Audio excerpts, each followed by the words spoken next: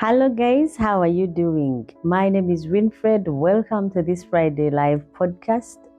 Friday night post, where it's all about life. We talk about love, money, relationships, finances, investments, anything in between. We talk about except politics because I'm not gifted there. Now, if you happen to drop by and you like what you see, we'll go ahead, hit that subscription button, and together we'll be doing Friday night together. Otherwise, the essence of this channel, we read the Bible, but Fridays is dedicated to life. It's because I realize people do life, and sometimes we need something that unwinds us from what has happened in the day's events. And today is one of those. We are unwinding and we are talking about, are we failing the boy child? The truth nobody talks about or wants to say is what we are going to deal with in this video. So let me ask you something. Uncomfortable. I'm going to call it uncomfortable because when a girl is struggling, we say protect her, because she's a girl. And then when a boy is struggling, we say, man up, man up, man up. Are we protecting our daughters but emotionally abandoning our sons? If you are one that has been doing that, I hope by the end of this video you will rethink and also think of the boy child as well. I've purposed to do now videos on boy child because I realize there is not much out there to equip the boys to become the men that we want them to be. There is not much out there, and yet there is so much about the girl child, how to stand up for ourselves, what to expect. We are literally groomed from birth, but the boys just bump into it and find themselves responsible for things, find themselves required to do certain things unequipped. So that's what has moved me into making this video, and I hope and pray that you'll be blessed. Today I want us to have an honest talk. Not to shame mothers, an honest talk, not to shame fathers, not to shame society, but to ask one serious question. Are we failing the boy child? That is the question I want us to ask ourselves. I'm not here to shame anyone, not mothers, not fathers, not society, but, to do a self-check, a self-evaluation. Because if we are, the men are complaining about tomorrow. Because if we are, the men we complain about tomorrow are the boys we ignored today. I mean, if we ignore our boys today, they will be the men that will be complaining about tomorrow. So segment 1, the silent boy. I hope you're taking notes and trying to digest this. Let's start here. A little boy falls down and starts crying. Yeah? What do we say? We say, boys, don't cry. Stop crying. Be strong. You are acting like a girl. Those are some of the words that we say to this boy child just to get him to, man up and this starts early in life. We don't allow them to have an environment where they can express their feelings. We learn that emotions are weakness, which is wrong. We learn that vulnerability is shameful. Having to show you are in pain is shameful, so you don't do it. That is wrong. He learns that pain must be hidden early in life. I will give an example.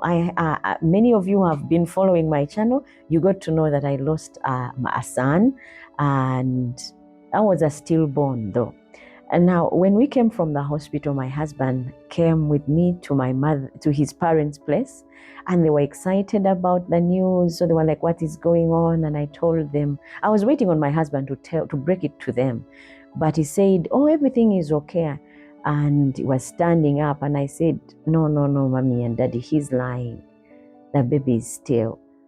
And I remember him falling down in the chair and weeping so hard it broke my heart. And then the mother was like, oh no. And then the father had to walk away because it was too much, especially seeing his son like that, breaking down. But there was no shame in that. He had lost, and he was weeping over what he's lost. So that didn't make him less of a man. But if we raise our children to bottle it all in, there's got to be a time where they've got to let it out. Because after he wept there, I don't think he went back and cried like he did before, because he had let it out. So we shouldn't raise them up to be people or boys who keep it all in, because at some point, even if it's a balloon and you keep on inflating it with air, pumping it with air, it will come to a point where it can't take anymore and just explode, burst. So that is what we do to our boys. So he learns that emotions are a weakness, and he learns that vulnerability is shameful. He learns that pain, it must be hidden, which is wrong. A year later, that same boy becomes a man. Years later, that same boy becomes a man who cannot communicate in a relationship because he has learned to bottle things in there, you know. And we say, why are men emotionally unavailable? Simply because it started at a place where from young he was not allowed to express, and now you require him to express it all out. After you've gotten married to him, that is unrealistic expectations. Maybe because we trained them to be people who bottle, that's why they do not, pull through in relationships emotionally, because we never gave them permission to feel. So when we are raising boys, we need to give them permission to feel. Segment 2 that I put down is, where are the fathers? Where are the fathers? Let's talk about something sensitive. Many boys are growing up without active fathers. When I say active fathers, men living with them. Many boys are growing up like that. Some fathers are physically absent, whereby it's a house where it's the lady raising up this kid, or they are physically absent, as in they are not in the picture. Some are emotionally absent. They are in the home, but they are not involved in anything that concerns their sons. Emotionally, they are not present. They come in at home at night, they are given their tea, after their bath they eat and off to bed. They don't even interact with their boys. So those are the emotionally absent ones. Some are present but disconnected. You talk to them and ask about the boy, and they're like, well, I put them in boarding school. I really don't know much. But when he comes in holiday, he doesn't say much. There are some who are present fathers, but emotionally disconnected. And when a boy has no example of a healthy masculinity, he goes searching. And where do you think he's searching, guys? He searches online. He searches in the streets. Because our boys go out there. There's someone who said they put their boys in boarding school. And over holidays, they would make programs where they would meet at the golf course or, these other different places. And the things they are doing there are not the things the parents are expecting. Why? Because the streets are raising them up. He searches in toxic influencers, because online they are there and they tell them things, how to be a man. He finds loud voices telling him women are the problem. He finds people saying feelings are a weakness, because there are people who have come on social medias and said those things. And so he takes that because he has no one who is speaking into his life to make him realize what a real man is. Dominate or be dominated is what he could learn online, because he will go searching, and when he searches he will find. And because he's hungry for direction, he will listen. A boy without guidance will take advice from the loudest voice that he can hear. Not the wisest one though, but the loudest. And normally those are so many on social media. So he's likely to take advice from the loudest, not the wisest per se. And this will bring about angry young men. Yeah. So the segment that we are dealing about is angry young men. Let's talk about anger. Have you noticed how many young men are angry? They are angry at women. They are angry at society. They are angry at success. They are angry at themselves. Basically, they are just angry. And that's the environment we've cultivated for ourselves when it comes to our boys. I hope you are listening in and, trying to adjust accordingly so that we help our boy child. The anger is usually in many forms. Anger is normally pain that was never processed. You grew up, they were telling you don't cry, don't do this, and you find yourself bottling with so much, dealing with so much. So when anger is not expressed, when pain is not expressed, it becomes anger. A boy who was never affirmed, because a man who is constantly trying to, a boy who was never affirmed that what he's doing is right, he becomes a man who is constantly trying to prove himself that he's something, that he's got it, that he's figured out things, that he will make it. They are always constantly proving themselves. A boy who was constantly criticized becomes a man who feels never good enough. So we should check that one out also when we are criticizing our boys, because then we are breeding something in him who will turn out to be someone who is never a good enough. They don't feel like they are good enough. A boy who was told to be tough becomes a man who doesn't know how to love gently. Those are the ones who are starting these toxic relationships. He thinks if you beat this woman up or you hit her hard, then she will submit and then love you more, because then she will see you as the man that you are. That is all lies that has been fed to our boys. And social media is what I'm going to talk about in segment 4. Social media raising him, the dangers. Let's be honest, guys. For many boys today, YouTube, TikTok, Instagram, and these music videos are boys' mentors. Our boys are learning about relationships using TikTok, using YouTube, using Instagram, using these music videos. They are learning about relationship from viral clips. They are learning about success from edited lifestyles.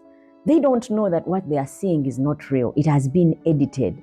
I have a channel where we do cooking. We edit. There are some things you don't get to see. There's some mess in there. There's some things going wrong somewhere there, but you don't get to see that. Now, if a person is taking what they see by what is posted out there, then they are learning about success from an edited lifestyle. They are learning about masculinity from performance, not character. These people are performing. Everyone putting out there on social media, they are just performing. They are showing you how they wake up to just go and shop, wake up to just go and on holiday. They are just spending money. You never see them work. So therefore, they are learning about masculinity from performance, not character. But real manhood is not noise. I'm speaking to someone out there now, the boy child. Real manhood is not noise. It's discipline, it's responsibility, it's emotional control. Where you're able to control what you feel, then you are masculine, or you are being a man. That is manhood.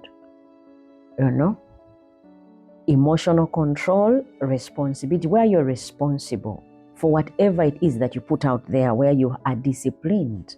You stand for something. People say responsibility is the center of that makes male maturity.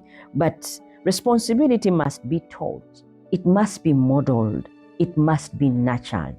When I say it must be taught, someone has got to tell him how responsibility to become responsible. Someone has to tell him, someone has to teach him, someone has to nurture, someone has to model. Be a father and show him how to be responsible. Then he will be responsible. Like children don't learn from what they hear, but from what they see. Section 5 is mothers raising sons alone. Oh my goodness. I'm going to talk about that carefully because kudos to all the ladies that are doing this. It is not easy. There are some things that I'm seeing from my boy that I really see and know that he wouldn't do if he didn't see his dad do. His father has a tendency of, walking around in his shorts without a shirt. And now, as my boy got older, he started practicing. He started all of a sudden acting like he's too hot. He needs to walk around without a shirt. I don't know whether he actually feels that cold or he doesn't, but because he sees it, so he's copying. So we model for our children, and what they see, they practice. There are incredible single mothers out there raising kings.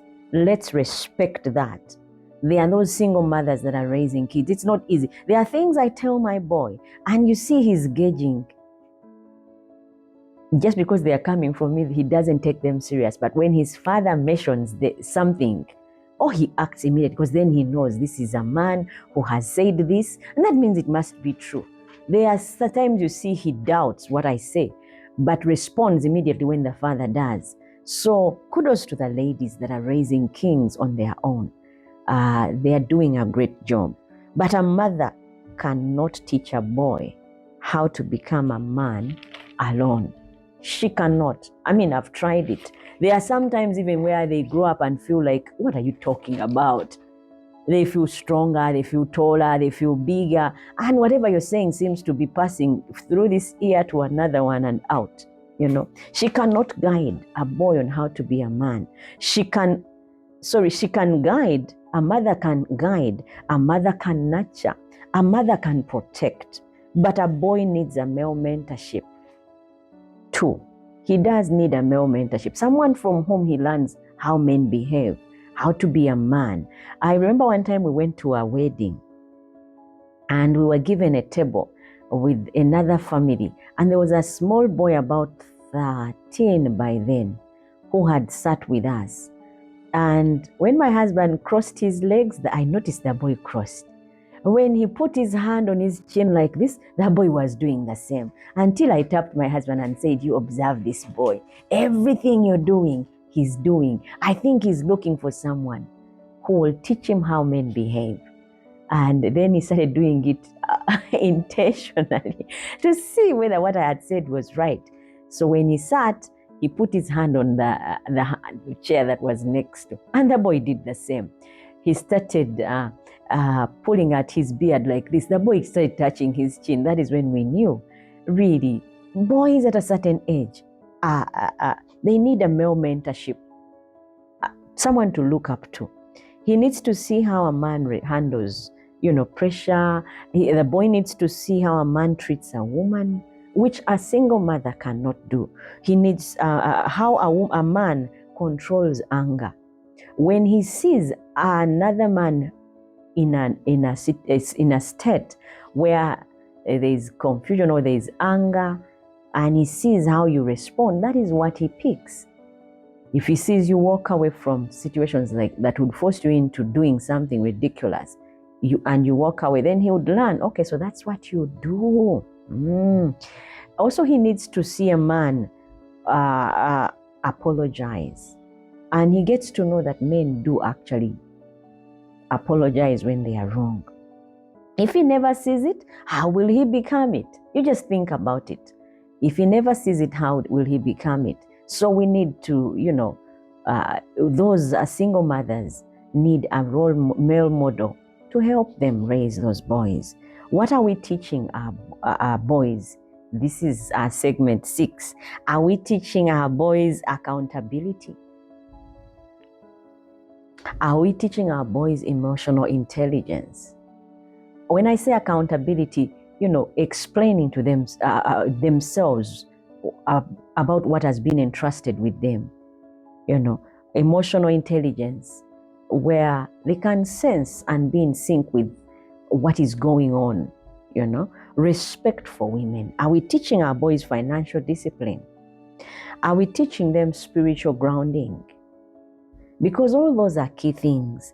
Are we just telling them don't get a girl pregnant? Because there are some things that are spoken of more loud in homes than others, like don't get the girl pregnant, don't embarrass us, make money. We want you to make money. There are some things that are spoken of so loud or so many times as opposed to others. Character is not automatic, guys. We need to remember that. It's built.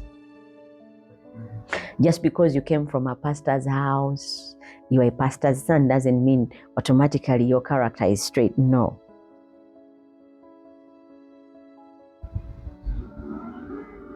Character is built.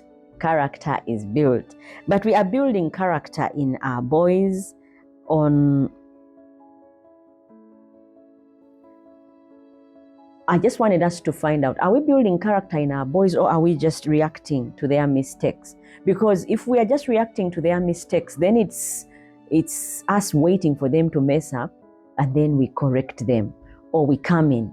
We need to build, character in them before even they mess up. And segment 7 is a hard truth. Here's the uncomfortable truth that I had said.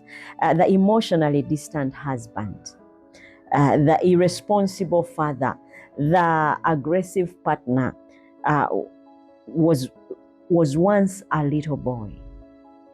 All these the toxic partner, or they were once little boys who needed guidance. They were once little boys, maybe nobody showed up to help them. But here's the hard truth about that. It's not too late to correct what was wronged. It is not. Because everyone you see, I've learned not to be quick to judge or speak about people, because when you dig hard, you realize they have a past, and that past is sometimes messed up.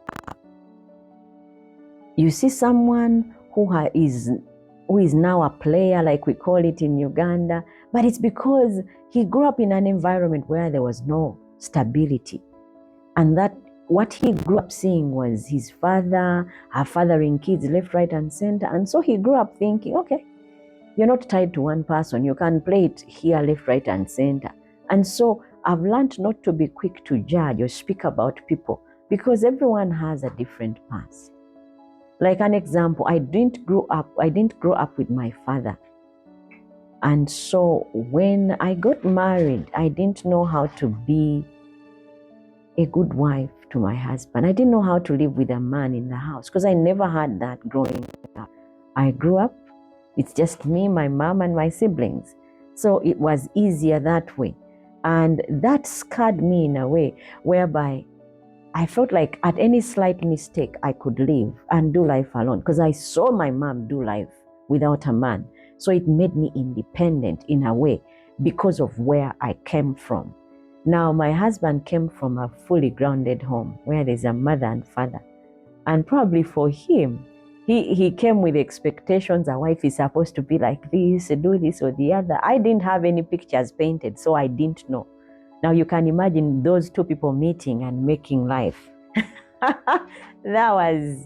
It has taken God's grace for us to be able to blend and make it work. Now, I'm not quick at judging people simply because I realize we all have a past. And it takes God to help the past blend and make one beautiful thing. So section 8, what must we do now? What must we do now? Allow boys to feel without shaming them. We need to allow our boys to feel, to be in touch with themselves. I'm not I'm saying we raise up boys who are girly. No. But if you feel, tired, don't overexert yourself because you are the boy. Speak up. If Something has hurt you and you feel like crying, cry. It's okay. It doesn't make you less of a man, you know. Even Jesus wept, guys. He wept, and weeping is not crying, small. It is big, loud screams. So it is okay. We should teach discipline without humiliation. You know, you teach your child without humiliating them. Model respect in our home. If we model respect in our homes, where there's something that I normally do that is reverse psychology. You tell them, look at yourself. You're too cute to sleep in such an environment. You know, there's so much potential in you. There's so much greatness in you for you to, to sleep with the cups. Guess what? Those words will linger around when I'm not there. And the next time you come, the cups will be out, because they want to show you that they are more responsible. They want to depict what you said of them, even when they don't see it about themselves. So if we can model respect in our homes, whereby if you're a woman, you respect your husband, so your son gets to know a man is respected without even fighting. And if you're a man, you respect your wife. You treat her right so that your boy also borrows the leaf. Introduce mentors and positive male role models into a boy child early, especially if you're a single mom doing life. There is no shame in asking for help. Someone you see that is really grounded, you introduce him so that he spends time with them or with him and learns certain things. Teach them that strength includes gentleness. Those two have to go together, strength and gentleness. So if you can tell that to your child, it would help them. A strong man is not one who suppresses emotions. Our boys need to know that. He's not one who suppresses emotions. A strong man is one who controls the emotions. So just before I close, I would say, are we failing the boy child? Or maybe we are not. Or maybe, but failure is not final. We need to know that. Failure is not final. If we start having honest conversations with our children, with our boys, if we start raising boys intentionally, you're raising him up to be a king. You're raising him up to be, someone in society. We must start mentoring instead of mocking our boys. There are some people, some ladies who speak really bad, ill about their sons. You just like your father. What picture are you trying to print in his head? That his father is a failure. I remember there's a woman who I had, the husband had come back in the evening, and the woman said, oh, the dead body is coming. Like in Luganda, where I come from, saying, omulambo gwa musajja gukomyewo, like the lord of a dead man has come home. Now you say this and your kids are hearing. You think your boy is going to grow up thinking women love their men? Because I think we are painting a wrong picture. So it has to start somewhere.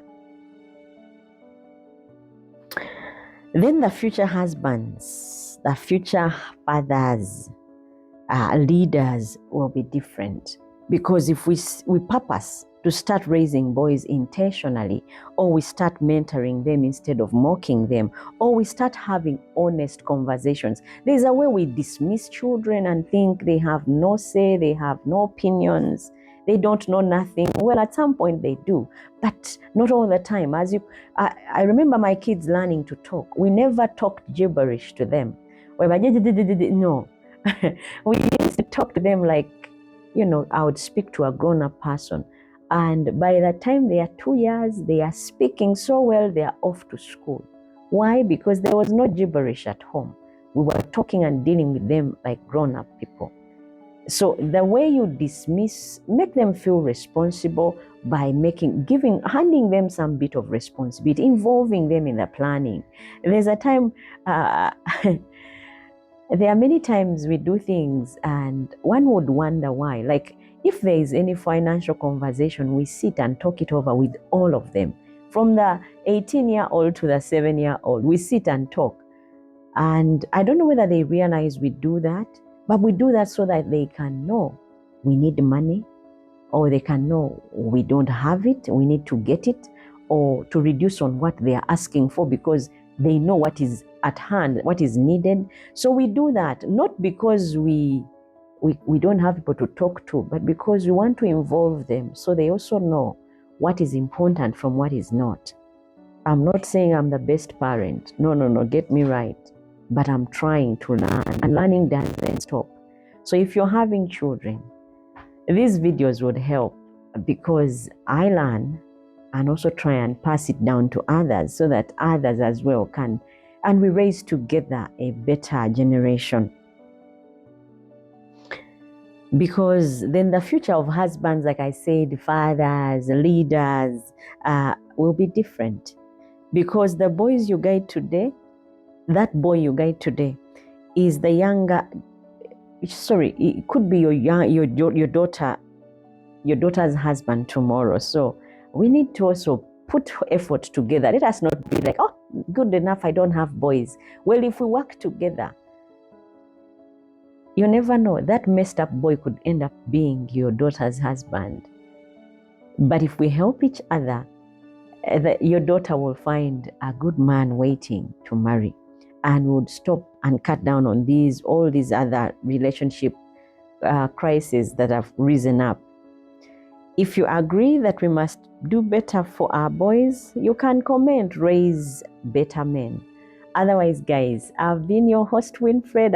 I hope you've enjoyed this podcast, this video. And if you have, go ahead, subscribe. There's more videos that we have made in the past. Go ahead, look them up, and you can share the link with someone who you think this would help. Otherwise, until next time, bye-bye, guys, and take care.